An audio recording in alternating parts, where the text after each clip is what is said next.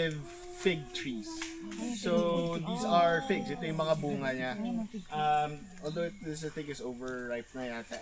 Big is like the urbanized, or most of the mountains around, especially the Zambales areas, are basically bare. So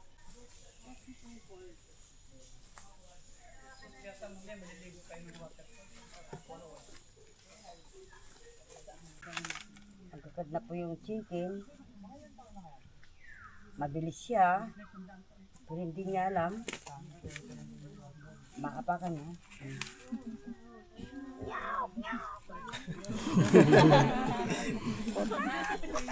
For testing. Maliit. Ay! Nalunod naman, besh. O, yung luno.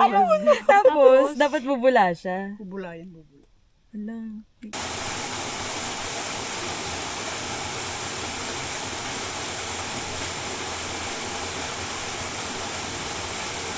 Ako nahihirapan din yan. Ngayon, ito na po yung takip. Para hindi mawala yung takip niya, bibigyan ko po siya ng pang-ipit o yung clip.